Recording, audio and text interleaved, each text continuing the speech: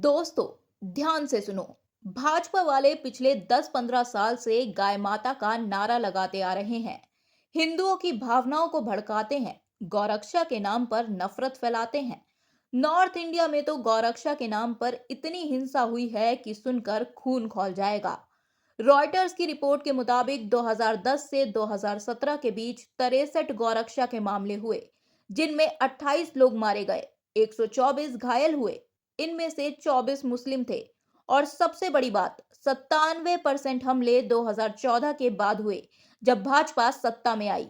India spend और fact checker के data में 86% मारे गए लोग मुस्लिम थे।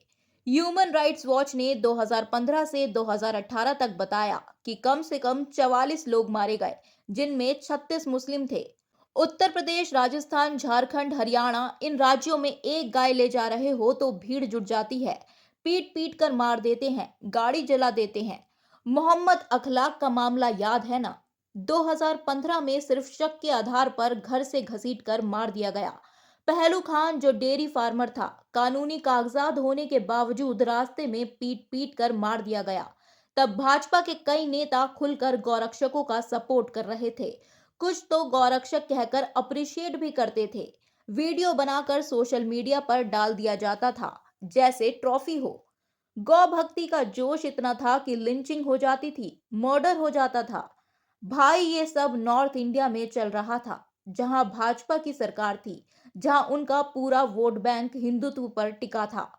लोग डर के माहौल में जी रहे थे। गाय का नाम लेते ही भावनाएं उफान मारती थीं। लेकिन अब देखो, बंगाल में क्या हो रहा है। भाजपा की नई नई विधायक रेखा पात्रा जी ट्रक रोकती हैं, कैटल ले जा रहे लोगों को, और कहती हैं 14 साल से कम उम्र की हेल्दी गाय नहीं काट सकते। अगर बूढ़ी है, बीमार है, लंगड़ी है तो सर्टिफिकेट ले लो और काट लो। गाय का बर्थ सर्टिफिकेट मांग रही हैं। अरे भाई, यही तो असली खेल है।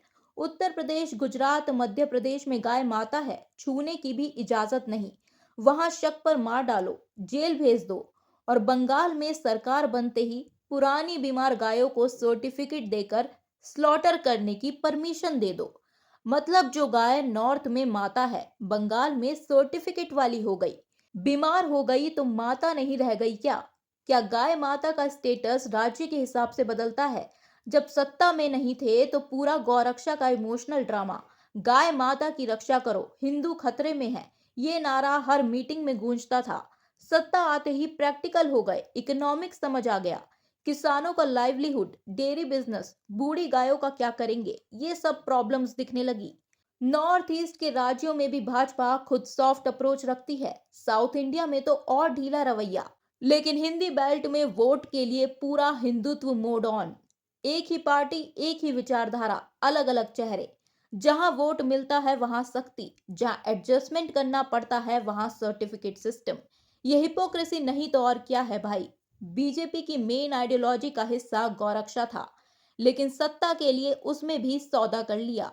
वोट बैंक के लिए हिंदुओं को भड़काया, और जब सत्ता मिली तो प्रैक्टिकल पॉलिटिक्स कर दी।